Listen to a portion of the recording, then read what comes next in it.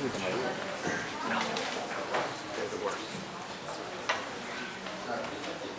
have a number of people in the visitors gallery for whom this is their first time attending the Board of Governors meeting.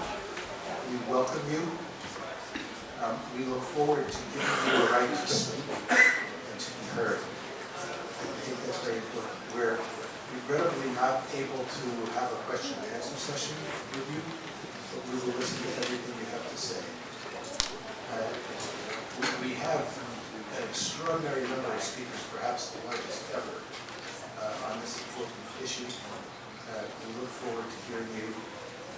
I would ask you to be respectful of us as we are respectful of you, and I would ask you also to be respectful of one another. If you go beyond your allotted time to speak, you will be taking time away from another speaker. That's possible. We also would urge you that if what you were going to say has already been said by somebody else, we would urge you to make your remarks shorter so that we can afford everybody an opportunity to speak. So with that, Madam Secretary. Thank you, Mr. Chair. Before we begin, I'd like to welcome members of the public to this open meeting, but also request that our audience respect the meeting space of the Board of Governors and remain in the audience section so that the university is able to efficiently conduct its business and ensure other members of the public can hear the proceedings. If any of today's speakers have handouts for the board members, please provide them to Associate Secretary Malillo, sitting over by the podium, when you are called upon to speak. Please note, as stated before, that this is an opportunity to present your comments to the members of the board. It is not a question and answer session. Speakers will be called upon by the chair and will be granted 2 minutes. Again, due to the large number of individuals who would like to address the board, we will need to abide by the 2 minutes allotted per speaker. The microphone will be cut off at 2 minutes, and we ask that you respect that. Pursuant to Public Law 1975, Chapter 231, the Open Public Meetings Act, public notice of this meeting was filed on July 3rd, 2019, January 7th, 2020, and January 27th, 2020, with the Office of the Secretary of the State of New Jersey and 3 newspapers: the Cherry Hill Courier Post, the Brunswick Home News Tribune, and the Newark Star Ledger. Public notice of the meeting was posted in the following university libraries: the Alexander Library in New Brunswick, the Dana Library in Newark, and the Robeson Library in Camden. In addition, notice of this meeting was posted on the Rutgers website under governing boards. I'd now like to ask the members if you've all reviewed the agenda and the meeting materials, and if anyone has a conflict of interest to disclose, please state so. Great. Mr. Chair, if I may check those on the phone. Yes, please. You have Susan McHugh on the phone.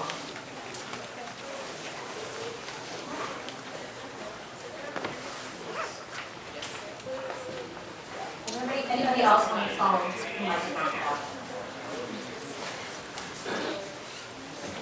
Great, thank you.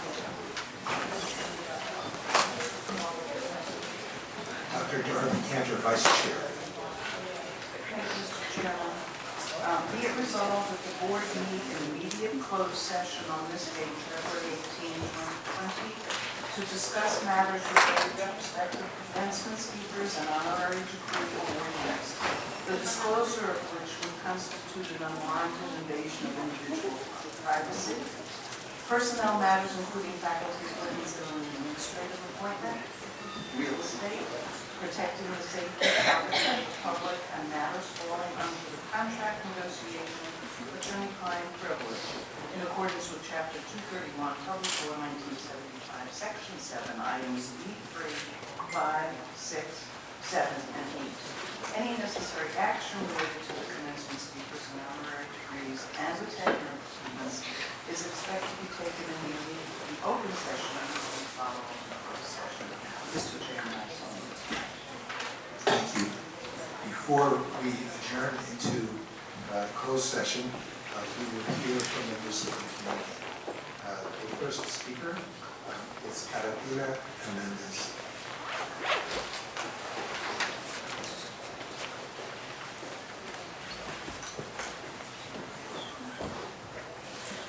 Buenos días, mi nombre es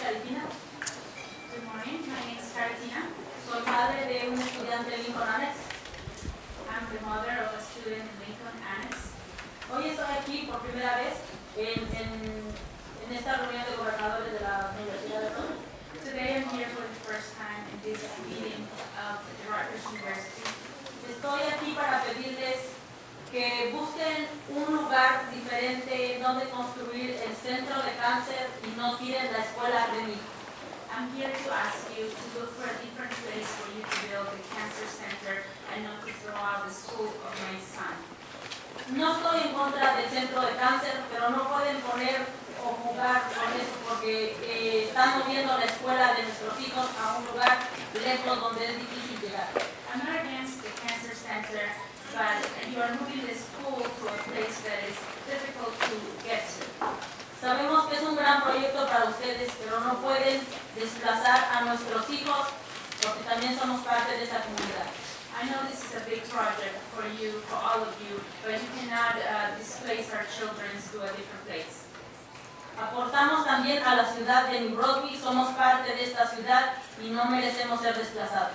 We contribute to the city of New Brunswick. We're part of this city and we do not deserve to be replaced.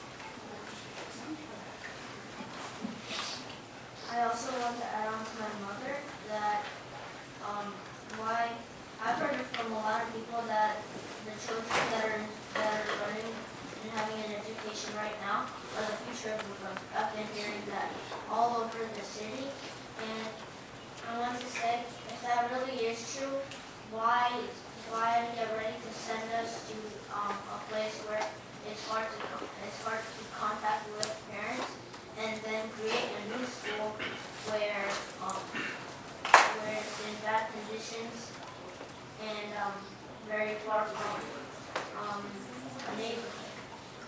So my point is, if we really want to take care of the city, I think it would be best to keep children in a good education and a good place to learn.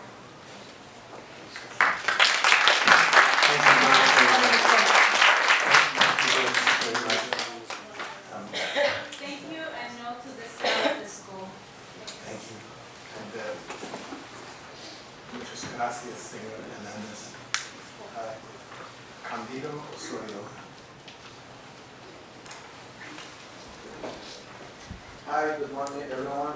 My name is Candido. I'm a resident of New Brunswick for 2 years, and I also have a child in Lino Annex.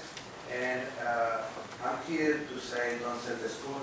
And obviously everybody here, whatever the people you guys see, is came here for the same reason, because we don't want the school to get set. And we're not against the Cancer Institute. I support that because I think it is very important and we have to do something about it. But we can sacrifice the education of our kids. And I don't believe to send my kids and all these kids, 750 kids, to the warehouse. That's a good thing to do it. And I believe you guys will do anything is possible, anything be in your hands to have the education of your kids to be safe and anything else. So please, I hope you guys can hear every single person who's here today and say, don't sell the Lincoln Annex. I know there is a lot of money on this project, but there is a lot of places where you guys can find and do this institute for cancer. Please don't take down the school, because all the people here, we will do anything is possible. Anything is on our hands to save our school. Thank you.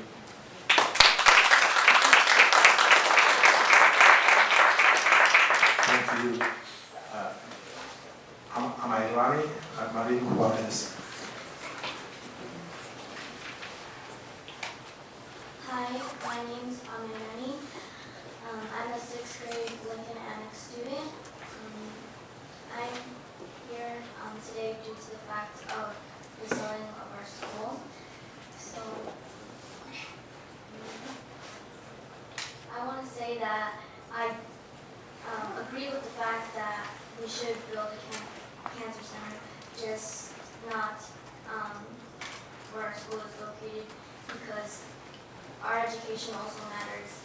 I'm not against this because I want to be a pediatrician when I grow up. So I also disagree with this because if you're not provided transportation, that is a long walk from New Brunswick to the warehouse, and it's not safe for children to be walking such long distances. Thank you for your time. Thank you very much. Alexander Lopez Perez.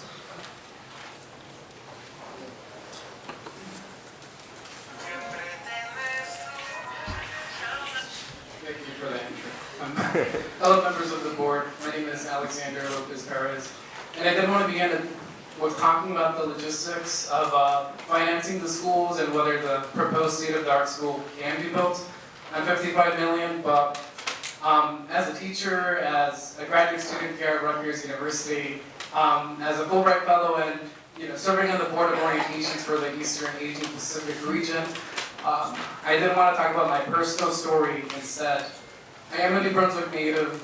As it pertains to this conversation, most importantly, I am an alumnus of these warehouse schools. Sorry about that. I was at AC Rutgers School back about 15 years ago when it was on Livingston Avenue, and my family and I followed AC Rutgers when it was on Van Dyke. And at the school, we didn't have an auditorium. We didn't have an auditorium. We had a cafeteria. We did have a lot outside of that school.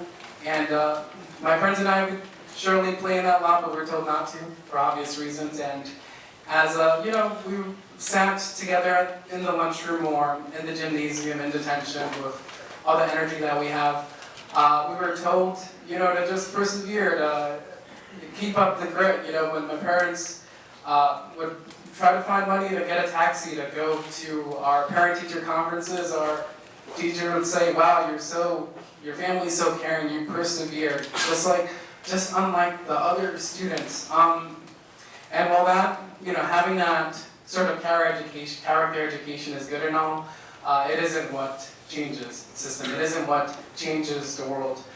We could have all the grit we can and walk outside in the cold every day of the week, but it's really only when allies in positions such as yourselves come and stand by the community.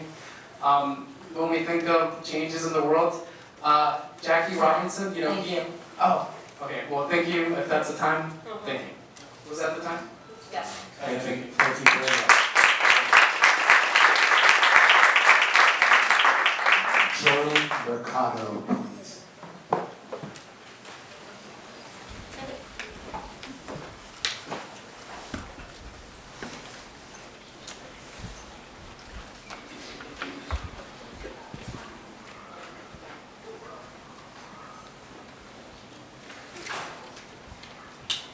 Good afternoon, Board of Governors. My name is Jerry B. Mercado, and I'm proud to say that I bleed scarlet red. I am a proud graduate of Rutgers University and a parent here in New Brunswick. But I am not happy to hear what my university is doing to one of our neighborhood schools. I'm here to help you understand that you have the power to stop this misguided plan. The plan to replace a school with the new Cancer Institute.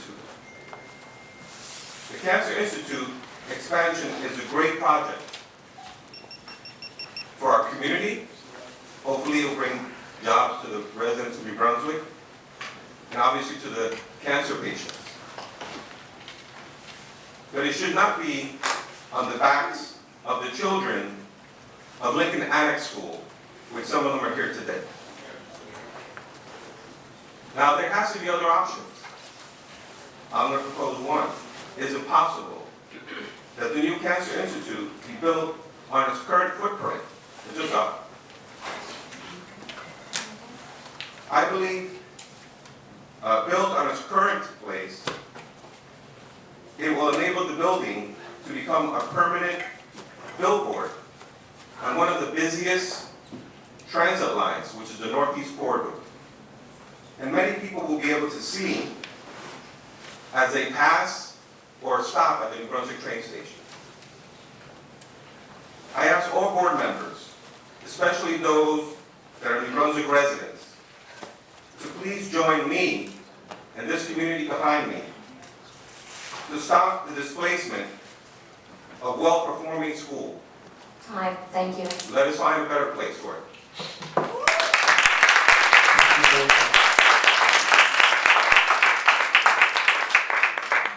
Maria Juarez, please. Hello, my name is Maria Juarez. I am a parent of a Lincoln Annex student, and the reason I'm here is because I don't know if you're aware that my frustration came when I heard it from the community before I heard it from the school. I think those of you who are parents know that it's very important as parents to be made aware of these decisions by the Board of Education, which they didn't. And it's very frustrating because it is a school. Again, I believe that most of us parents are not against the Cancer Institute. What we're against is that they're putting our children in that position, especially if they know the community. They know most of the students walk by themselves, and it's not fair what they're doing without the approval of parents. As myself, we were not made aware even till last week. They weren't informing us of what's going on. It's proposed by community leaders that they send them to a location which is far away. That is something that the Board of Ed still has not made us aware of, which I would hope that you consider when you have this plan in place, that, as parents, we should be given that opportunity to voice our opinions and to be made aware of a decision that's going to obviously affect our children, not the Board of Ed members, not the Rutgers Institute, not Robert Wood Johnson, but our children. So that's what I have to say. Thank you very much.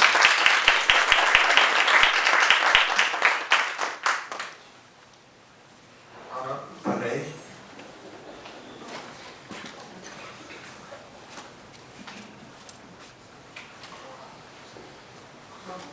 I want to support the voices of the community and convey the opposition of many faculty at Rutgers to this forced relocation to the west side. But I'm here to speak of another topic that you probably have heard about. It concerns InfoSilent, which is software that allows optimization of facilities at Rutgers. Basically, this software, which has was decided without much faculty input and without any student input, that we will implement this. There's been 4 simulations. They were very inconclusive and suggest that we will run into very many problems in scheduling out courses if this software is indeed the main tool used for scheduling classes. Nevertheless, the administration moved forward with this project and is implementing it. Now we just got the results, the first real schedule after 4 simulations in Brunswick. There were no simulations in Newark, there were no simulations at Camden. There was widespread opposition, and we were never heard. And the results, unfortunately, confirm our worst predictions. So we're having increases in days faculty teach. We have conflicts between classes that are required. Almost every problem we predicted has happened, and it has been revealed that we've been lied to in the course of this process. So I want to frame this as an issue. It's a very practical issue. We're going to have a very serious problem in the next month. You will hear about InfoSilent, also called Course Atlas, in New Brunswick. It will create probably a major crisis. Thank you. Oh, thank you. Thank you very much. Miguel Romero.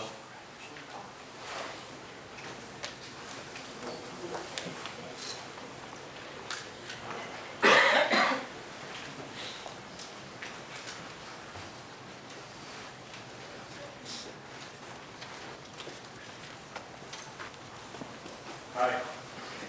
Honestly, I haven't really thought about what I'm going to say, but I think, you're all very powerful people that should be making the right decision. I think, you're thinking about your pocket, you're thinking about making money, and of course, that runs the world. But I think, if you see what's happening in the world with the corruption, even from the highest level, from the president, what is wrong with the world? Nobody's doing the right thing. And I think you people should look in your hearts and do the right thing. Do the right thing for the kids, Do the right thing for the community. Yes, a cancer center is needed, for sure, absolutely. But you do not need to demolish this perfectly well-functioning school. I don't really know what else to say besides that. Just do the right thing. Thank you.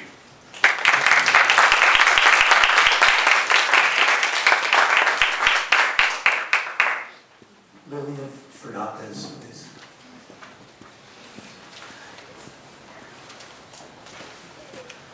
Good morning, board members. My name is Lilia Fernandez, and I'm a Rutgers professor. As much as Rutgers is trying to distance itself from the decision-making involved here with the expansion of the Cancer Institute and the tearing down of Lincoln Annex, and say it's up to the hospital or the city, Rutgers has already signed on to this project. When it sold its Rutgers Health brand for $100 million to RWJBH in 2018. This project, as you've heard from the parents and students, will cause tremendous hardship, displacing and disrupting children and their families. As an urban historian who studies these issues on behalf of the university, I have seen repeated examples of powerful institutions dislocating hard-working people, making their lives more difficult. For what? For greater profits? For development dollars? For the ambitions of city leaders and hospital executives to expand their market share of the central New Jersey cancer industry? And before anyone makes the argument that if we oppose this project that we are turning our backs on cancer patients, let me say that this project is turning its back on our children. Let me add also that I have a personal connection to this. My grandparents both died of cancer. So I know this well. But they were also ripped from their homes by construction of a university where they lived. And they would never support something like this. Why is Rutgers aiding and abetting, I ask you, the selling out of children's education? Proposing their new school be built on a brownfield site in the industrial part of town. Is it because they're brown? Is it because they're poor? Or is it because they're immigrants? Take your pick. We should be building their schools up, not tearing them down. Rutgers faculty and students oppose this plan. Time. Do the right thing. Historians will one day write about your legacy. Stand on the right side of history.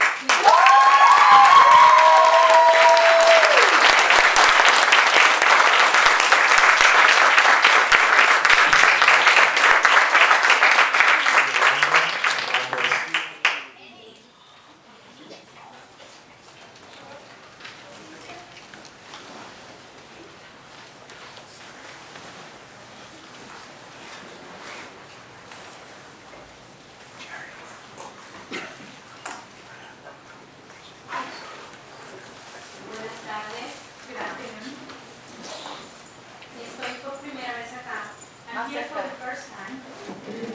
Soy una mamá de New Brunswick, vivo por 15 años en esta ciudad. I'm a mother here in Brunswick. I've lived here for 15 years. Tengo familias con cáncer y estoy en acuerdo con el instituto. I have family that have cancer and I'm in agreement with the institute.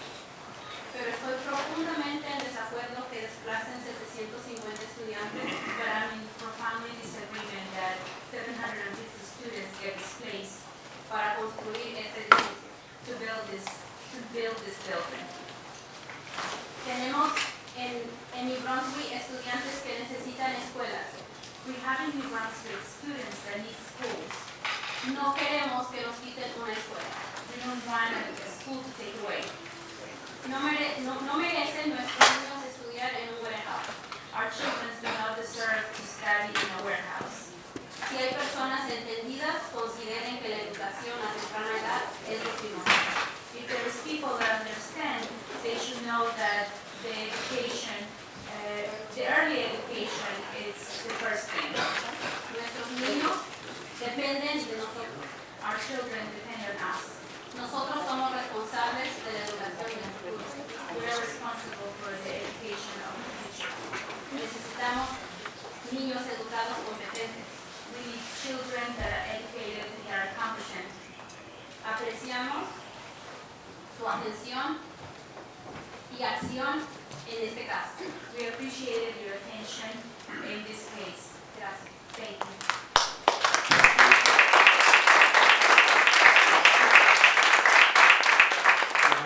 Garcia Velez.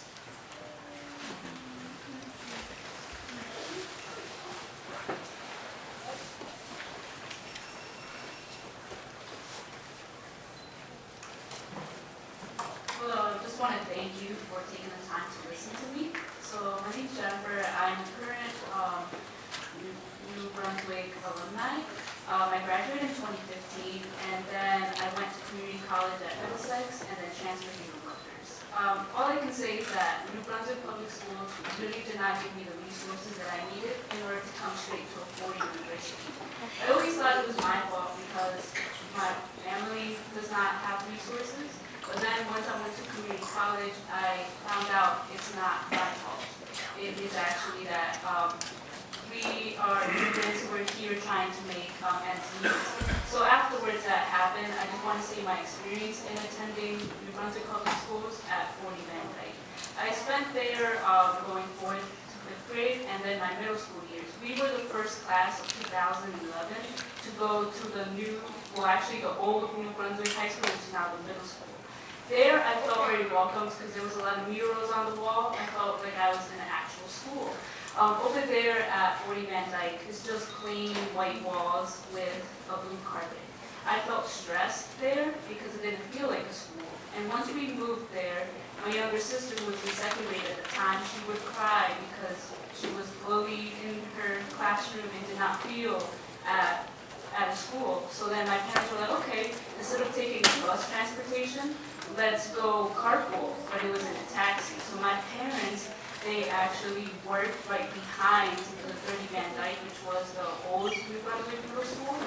And we would just go there, and the next thing you know, they go to their factory job. I always ask them, why does your factory job look like my school? All my parents could say, I don't know, here's where you go to school. Just go to class, you'll be successful, which I am, thank you. Thank you that I'm here at Rutgers, and all I can tell you is if these students go there, Jersey Ave is not safe. I actually witnessed a hit and run. A biker was hit, nothing happened. Time, thank you.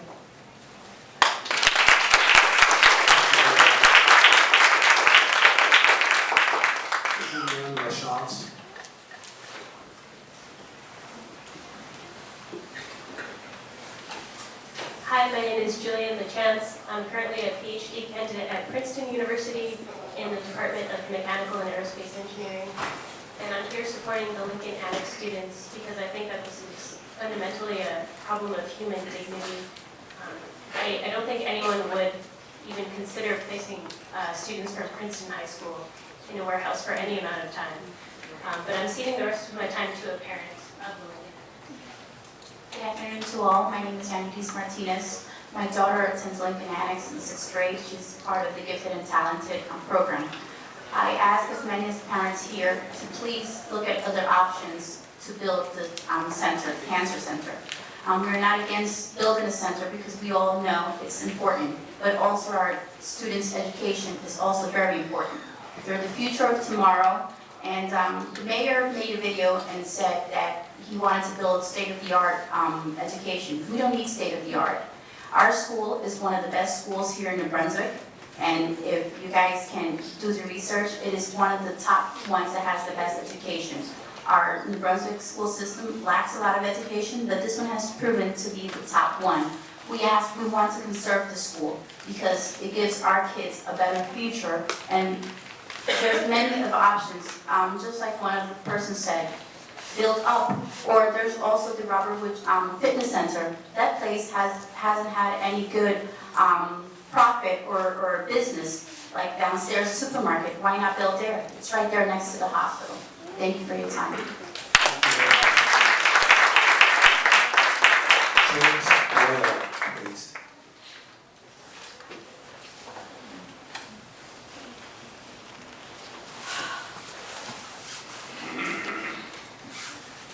Hi, my name is James Boyle. I'm a senior here on the Brunswick campus, and I'm an organizer with the Endowment Justice Collective.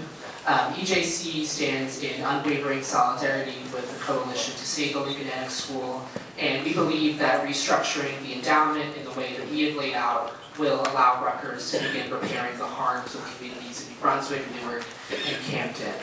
As demonstrated in our divestment request that we submitted on Friday, Rutgers is currently invested in war profiteers like Lockheed Martin, Raytheon, and yes, Motorola Solutions, a company led by DOJ member Greg Brown that the United Nations just cited as profiting off of illegal Israeli settlements. Other companies include fossil fuel corporations, prison contractors, and companies utilizing sweatshop labor. However, the fact that this information is not readily available to students and faculty and community members is concerning. I would like to ask the board, why should the content and makeup of the endowment, a fund that is so integral to the future of the university, remain a mystery? Furthermore, why should such a consequential fund of money have absolutely no input from the campus community? We demand that the JCOI relinquish their anti-democratic control over the endowment and allow for more oversight of the endowment from students, faculty, and community members in the JCOI. We also believe that the glaring conflicts of interest within the fund must be addressed. Finally, we request that the Rutgers implement an environmental, social, and governance-related policy of investment. The profit fundamentalism of the JCOI represents a grave injustice, and the last thing a public university should be concerned about is a return on investment. However, the fact that Rutgers continues to perpetuate a profit imperative at the expense of human rights and sustainability, while a school is about to be torn down, while pharmacies on campus are being shut down, faculty and student workers are facing outright exploitation, cultural centers are being consolidated, and tuition is skyrocketing. This is an absolute slap in the face. Time, thank you.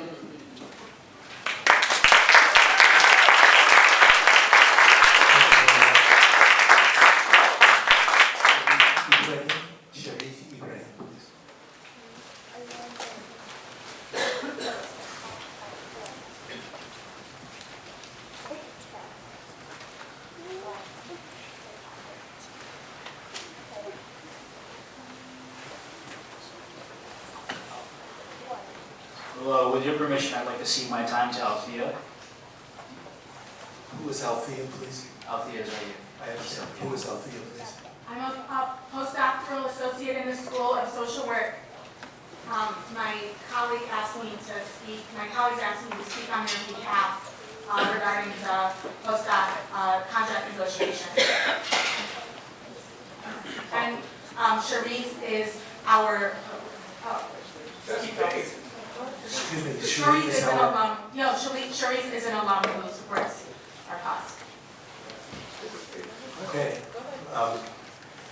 We have rules about this that will be enforced next time, but not today. So please address us.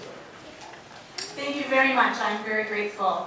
And this has been such an honor to be here to witness such emotional, powerful pleas from all of these people here. And I'm only happy I can be somewhat of a part of it. I'm here to speak about issues of equity within the university, as well as that have implications on how people can get here.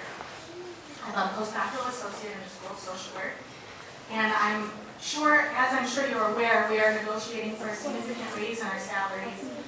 Contract expired last July. This raise we are asking for is not a number that we pulled from thin air, but it's actually data-driven. $60,000 gross pay is the bare minimum salary needed to afford a fair market rate one-bedroom apartment in the Middlesex, Somerset, Hunt, and HUD metro area. Currently, only about 11% of the postdoctoral associates and fellows make that money to afford to live in this three-county area. Between canceled bargaining sessions, arriving unprepared, lack of future scheduling, and not making eye contact with us during meetings we do have, it is clear that the administration has not been taking our negotiations seriously. The 2% raise that they offered as a counter would suffice as a cost of living adjustment if we were already earning a living that paid our costs. But our salaries are nowhere near that. The median salary for a postdoc is $48,500, leaving most of us with costs such as rent, healthcare, student loans, and for many childcare that we are simply unable to afford. This leaves us stressed, unhealthy, living in poor conditions, and thus not able to devote all of our energy to the reason we are here, to conduct cutting-edge research at a top university. While the literature may not yet be reporting on studies to link salary with diversity in academia, my experience here has surely made me want to delve into that field. In order to afford the low pay associated with the better part of a decade in graduate school, followed by the low pay as a postdoc pathway to full-time faculty, one must come from some privilege. You have the power to make impact for our lives, for our university, and for academia. Thank you.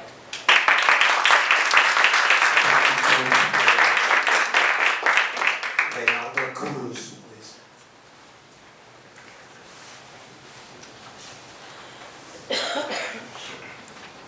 Hola, buenas tardes. Mi nombre es Renata Cruz. Hi, good afternoon. My name is Renata Cruz. Yo vivo aquí en Brunswick por 29 años. I've lived here in New Brunswick for 29 years. Tuve una experiencia muy difícil porque uno de mis hijos fue a la escuela en el Warehouse de la 40 de la Bandai. I had a very difficult experience because one of my children went to the school in the warehouse in 40 where in Banzai. Por eso estoy aquí. Yo soy miembro de la organización New Labor That's why I'm here. I'm a member of the organization New Labor. y tenemos, nuestra organización está compuesta de muchos padres que tienen hijos en esa escuela, en la Lincoln Annex. And our organization is composed of many parents that have children in that school, Lincoln Annex. Y estoy aquí precisamente para decirles a todos ustedes And I'm here precisely to let you all know que no se puede con la educación de los niños, not to play with the education of the children. que los niños son el futuro. That the children are the future. Así como mi hijo estuvo en ese warehouse, Just like my son was in that warehouse. hoy está en la Universidad de Rutgers en New York. Today he's in the Rutgers University in New York. A él le afectó mucho el haber ido a ese warehouse psicológicamente. Psychologically, he was very much affected to have gone to that warehouse. Entonces, de la misma manera que a mí me fue afectado, van a ser afectados todos estos niños. Likewise, my son was affected. All his children are going to be affected. Y ustedes pueden hacer un cambio. And all of you can make a change. Ustedes pueden salvar la escuela. You can save the school. El cáncer, la escuela de cáncer es muy importante. The school for cancer is very important. Simplemente muévanlo para otro lado. Simply move it to another place. Y dejen la escuela donde está. And leave the school where it is. Gracias. Thank you.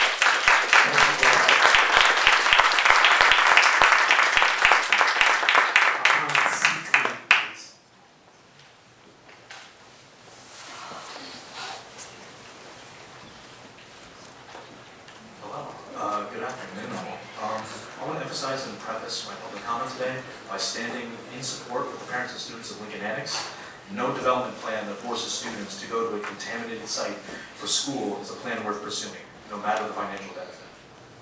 I want to address specifically the board member, Mr. Brown, Greg Brown, in his position as CEO of Motorola Solutions. The United Nations Human Rights Council last week released a list of 116 companies that profit and engage with the illegal Israeli settlement practice. Motorola Solutions Israel is named as one of those companies, falling under the Group B designation. The supply of surveillance and identification equipment for settlements, the wall and checkpoints directly linked with settlements. You probably already knew that. The United Nations Security Council, the General Assembly, the International Court of Justice, the high contracting parties, the International Committee of the Red Cross all agree these settlements are illegal.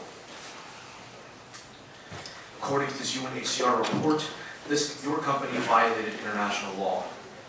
Through the Endowment Justice Collective's independent research, we found that the Rutgers Endowment holds considerable holdings in Motorola Solutions. This seems especially troubling given your time also sitting on the Rutgers Foundation Board of Overseers and your prominent position in the Rutgers governance.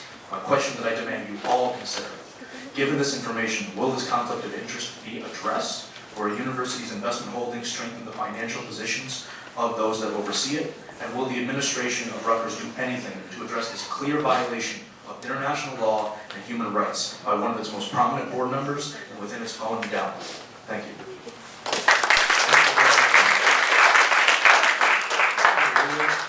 Chiquito, please.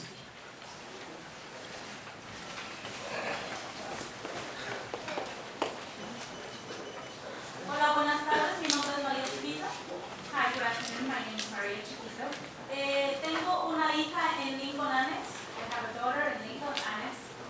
Como ya muchos padres mencionaron, Lincoln Annex es la mejor escuela de la ciudad de New Brunswick.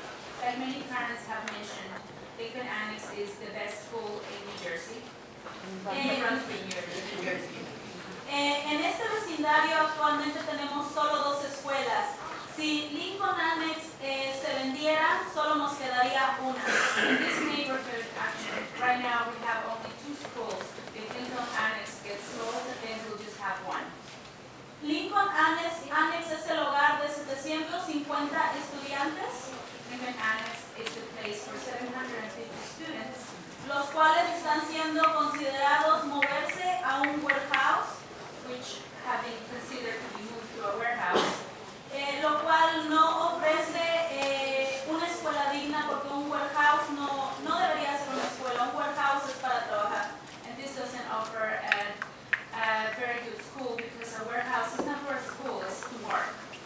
Así es que el día de hoy estamos aquí para llegar al corazón de todos ustedes. Ustedes son personas poderosas, con mucho éxito. So on a day like today, we're here to reach all of your hearts. You're generous people, powerful people. Y eso es porque ustedes recibieron una educación adecuada en una escuela digna. And that is because all of you received a good education in a good school. Es lo mismo que nosotros queremos para nuestros hijos, para los posibles futuros doctores, futuros maestros, futuros artistas. And this is the same that we want for our children, for the future doctors, future teachers, future artists. Por favor, cuando lleguen a sus casas y estén con su familia, piensen en lo que hoy hemos hablado ante ustedes y consideren buscar otro lugar para construir el Instituto de Cáncer que sería de mucho beneficio para la comunidad. So please, when you go home and you are with your family, think of another place where you can use to build this place. That place, an institution that it will be a very good place for our community. Y por favor, salven nuestra escuela. And please save our school.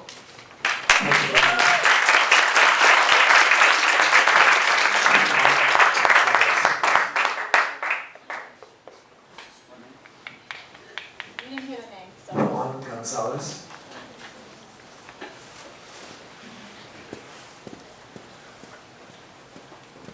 Good day, members of the board. I'm a Rutgers journalism professor, and I've come here to ask... Mic on?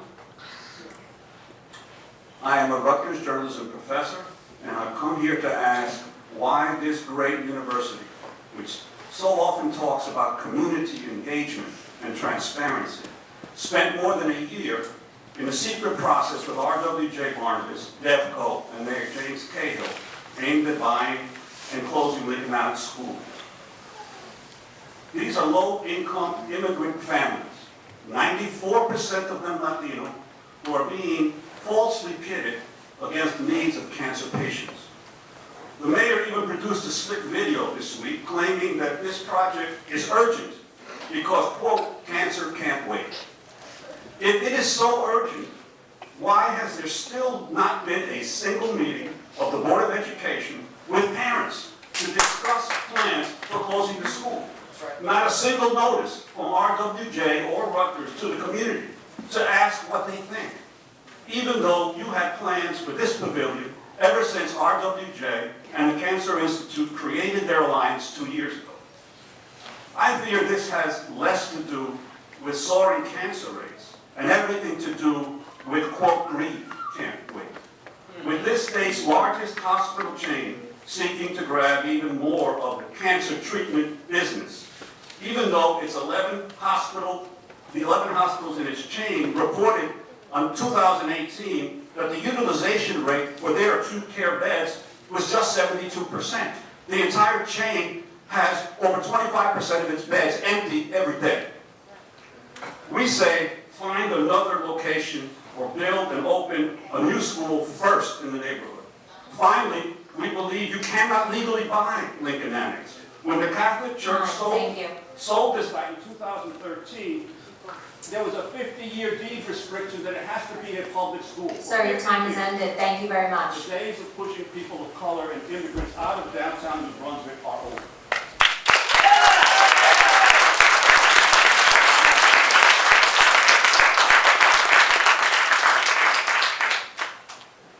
Heidi Torres, please.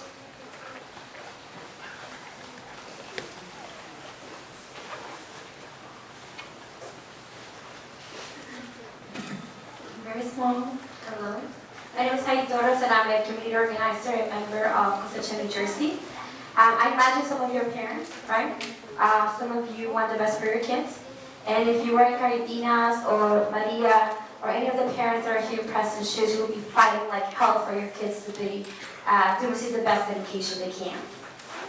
And I'm sure you don't think that a warehouse is the best place for a kid to go to school. If you do so, then you're the wrong side of history, and you shouldn't be sitting in the seats right now. And let's be honest. You think that because we're immigrants, because we do not speak Spanish, because we're not fluent, because we are poor, because we are here, we're not going to fight. We're going to fight like hell for our communities. It's not the first time that our communities are being silent, they're being ignored, and we will continue to fight to remind you that the power is not here in the seat. It's not with you. The power is with the community, with the people that are here. And even if you build a hospital right now or a research institute, who would it serve? Do you think that it would serve people like me, undocumented, poor, and sick? Do you think that would serve our communities? It would not. Because people in this country, regardless of the immigration status, do not have access to affordable health care. People are dying because they can access that. Because they have no insurance. Let's be honest. And most of you are men, are white men that continue to define how the world is going to look like. But let me tell you something. I have hope in the future. I have hope in the kids that are here right now. Because they are the ones that are going to build and redefine our world.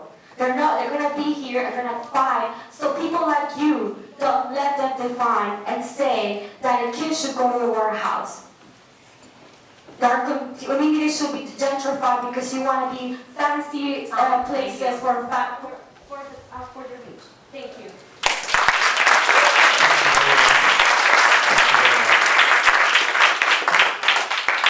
Sarah Segundo, please.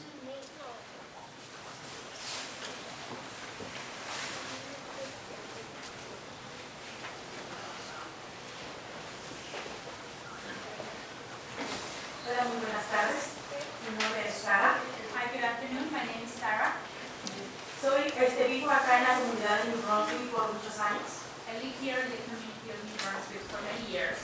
Y estoy aquí porque no estoy en contra del Instituto de Cáncer. And I'm here, not because I'm against the Cancer Institute. Estoy aquí porque mi familia también se beneficiaría porque tengo familia que lo necesita. I'm here because my family will also benefit from it because I do have family that needs it. Pero también estoy aquí porque no quiero que la educación de nuestros hijos pase para otro lado. But I'm also here because I do not want that the education of our children gets transferred to another place. Porque si ustedes se tomaran un tiempo para estar con nuestros niños que ahora se han enterado, because if you take some time to spend with our children, que se han enterado que se va a vender su escuela, ustedes vieron el sufrimiento de nuestros hijos, that now have found out that their school is being sold, you should see their suffering. Y por eso nosotros estamos aquí alzando la voz para nuestra escuela. Lincoln no está en venta. And that's why we're here raising our voice so that our school, Lincoln, do not sell. Ustedes tienen el poder de buscar otro espacio. You have the power to look for another space. Hay muchos espacios donde hay muchas casas abandonadas. Pueden usar eso. There are many spaces where there are houses that are abandoned. You can use those. Pero nuestra escuela, ¿por qué nuestra escuela? But our school, why our schools? Necesitamos respeto y dignidad para nuestro New Brunswick. We need respect and dignity for New Brunswick. Basta, pagamos taxes, aportamos mucho en este país. Stop, we pay taxes, contribute a lot to this country. Merecemos el respeto de como todos ustedes. We deserve the respect like all of you. No porque somos inmigrantes nos están tratando así. Not because we're immigrants, we're being treated like this. Primero fueron las escuelas y después fueron los buses y después vamos a ser nosotros sacados de New Brunswick. Eso no lo queremos. Queremos respeto y dignidad para nuestro New Brunswick.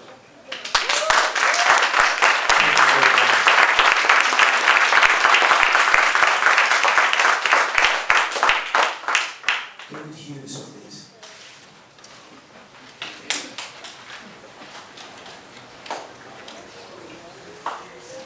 you very much. I'm the treasurer and chief negotiator of the Rutgers AUP AFT Faculty Union. As you know, I represent about 5,500 people who teach at this university. Usually I come up here and I tell you you're doing something shameful. You have taken my breath away today because we are an institution of education. We're not, first and foremost, a healthcare corporation. I'm sorry, Chancellor Strong. This is not your show. This is about education. Why would we go and kneecap? Please, this is not funny. Why, President Marchi, this is not funny. Why would we go and kneecap the school right beyond our boundary, which is sending kids, the small number who can afford to come here, but still sending kids to learn from us, the faculty here? How can you even think about that? How can you think about that insult, sending that insult out to New Brunswick? I know, Chancellor Cantor, you wouldn't do that to Newark. We disagree on some of the finer points, but that Chancellor Cantor would not allow you to do that to Newark, and neither would Chancellor Phoebe Haddon allow you to do that to Camden. But you, Chancellor Malloy, I wonder where you stand in this. Because I cannot stand to work at a university that is going to disrespect the community around it. We are a public university. What do we stand for if we are going to destroy a school? And don't buy this crap that is coming out as, oh, we'll move it someplace else and those kids will, they'll be fine. No, they won't be fine. As Professor Gonzalez says, these are vulnerable families. These are families struggling to get by without health insurance, mind you, in the vicinity of the healthcare city. These are people without health insurance. And you are the cancer. You are the cancer that is going to metastasize this corporate university and displace these families. That is the most shameful thing I've ever seen talked about in this battle.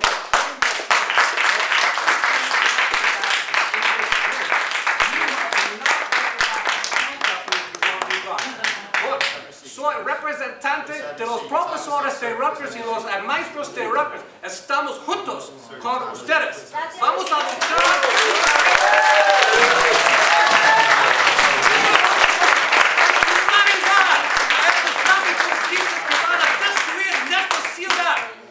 No toleramos.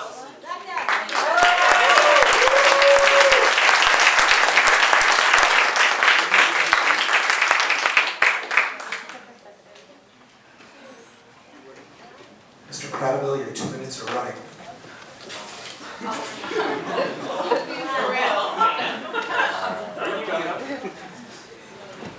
Good afternoon. I'm sorry I didn't hear my name. Turn on the mic. How about you start the time when you start the mic?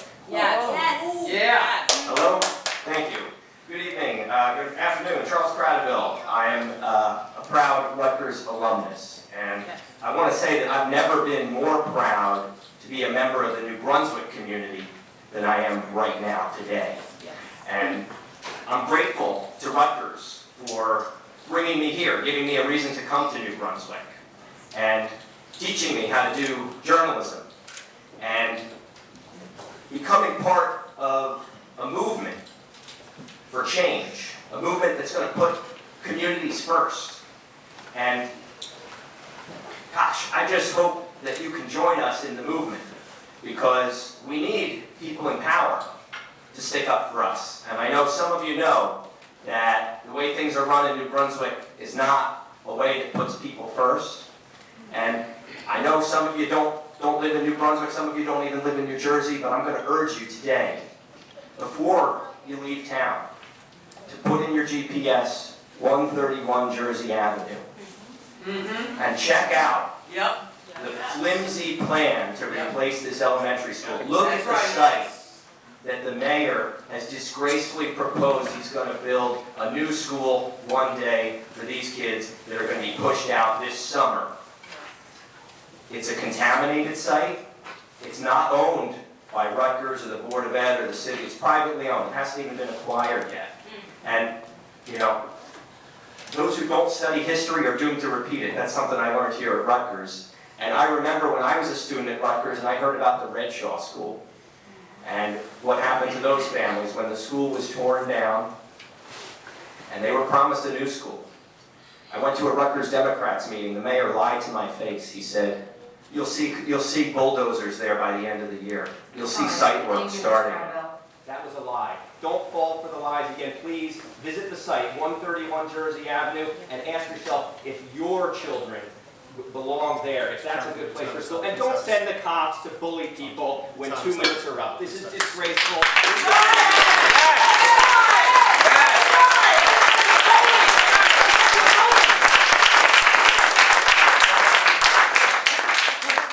Thank all the members of the Brunswick community for coming to share their thoughts with us today.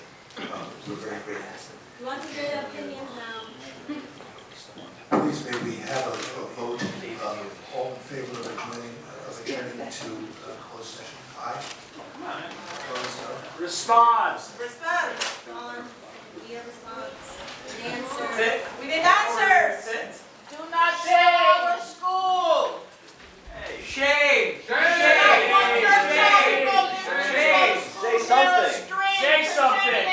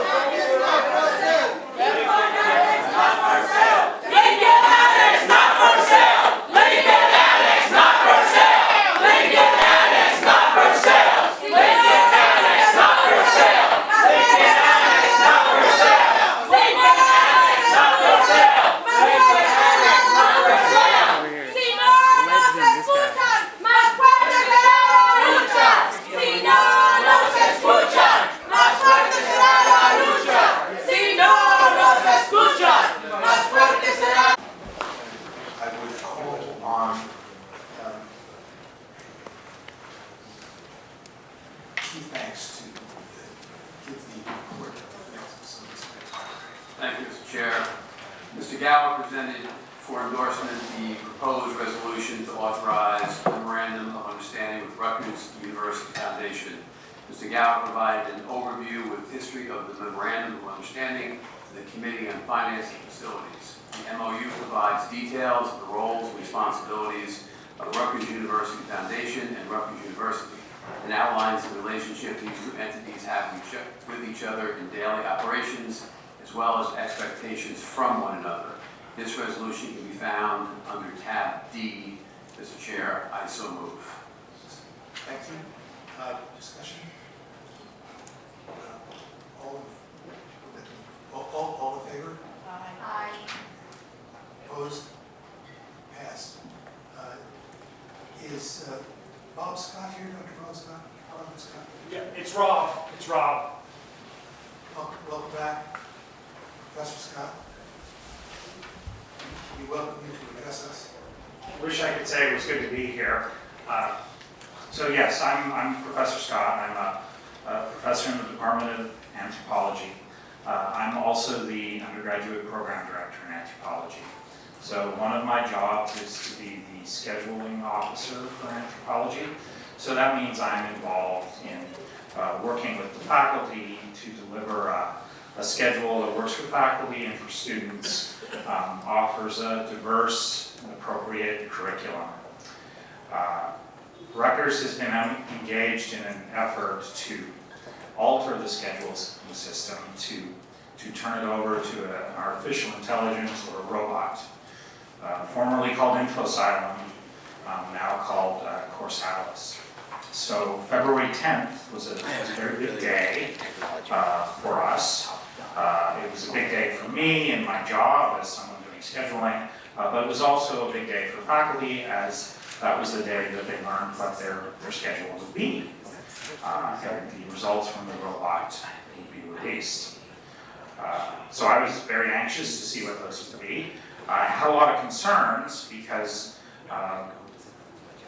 previous problems uncovered in simulations on the New Brunswick campus had not been fixed. But what I've been told is you'll be able to fix things. We'll fix things when they're released if there's a problem. I was worried because even though there had been simulations in New Brunswick, there hadn't been any in Newark or Camden. So I was worried for colleagues I have in Newark and Camden.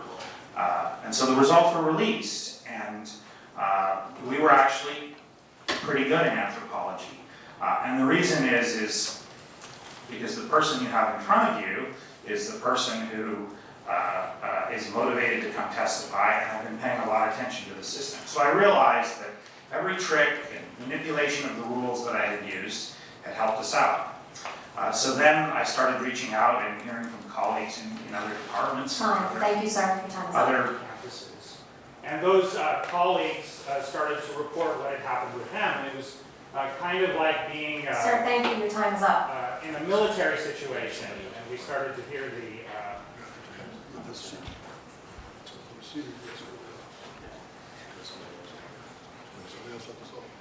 somebody else has to talk. Well, it didn't work out so well for everyone else. I guess I'll just be escorted out.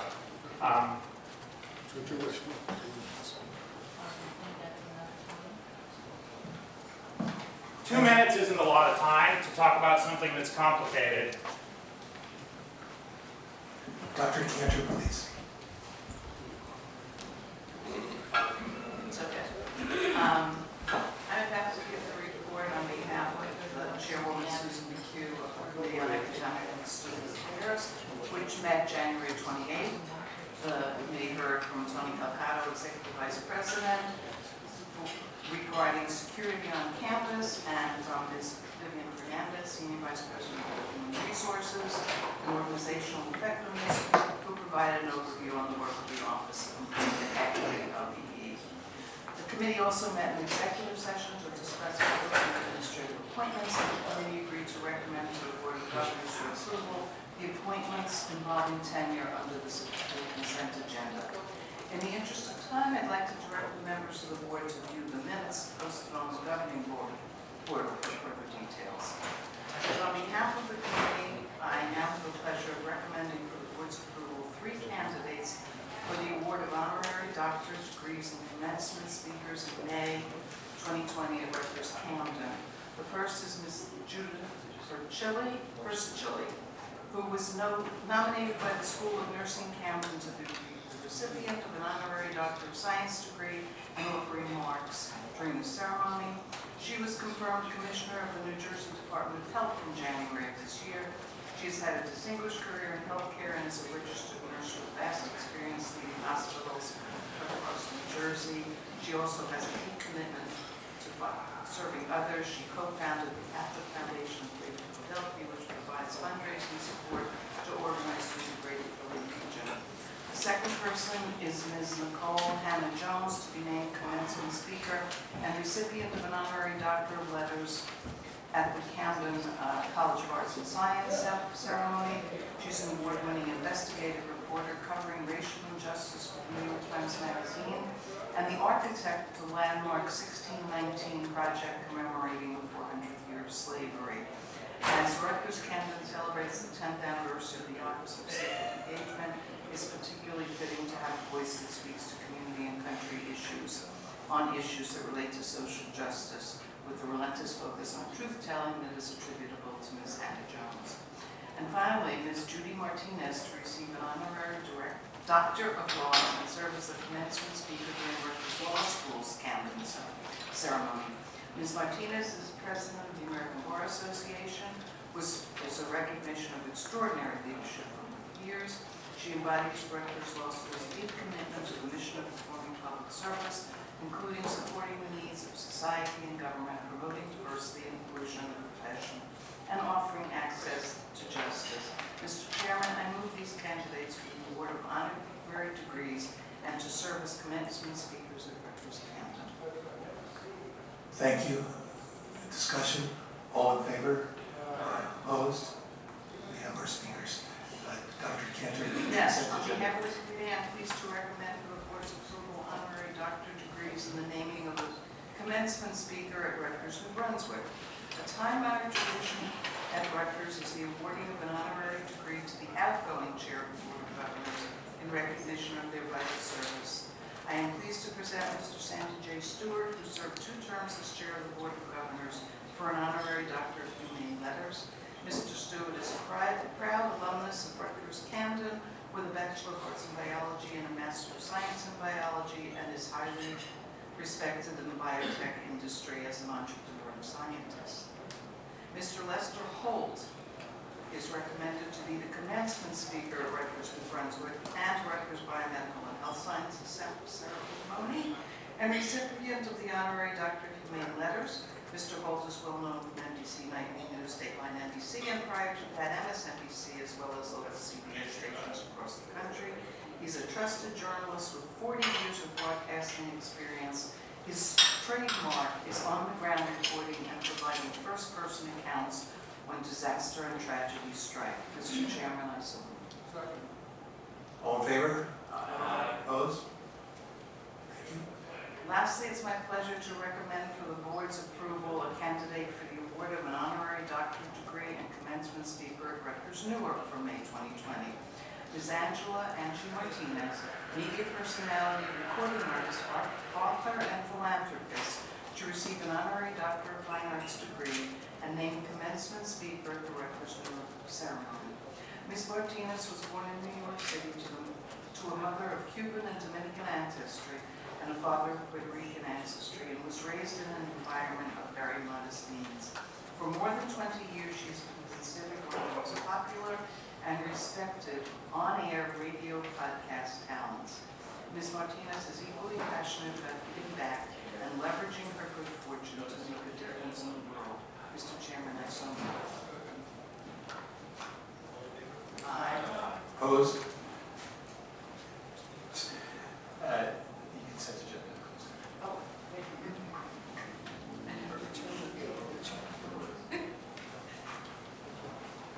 are there any items that members want to remove from the consent agenda? Hearing none, upon recommendation of the Committee on Academic and Student Affairs, Committee on Finance and Facilities, Committee on Audit, and Committee on Health Affairs, I move that the board approve the items contained in the consent agenda. Second?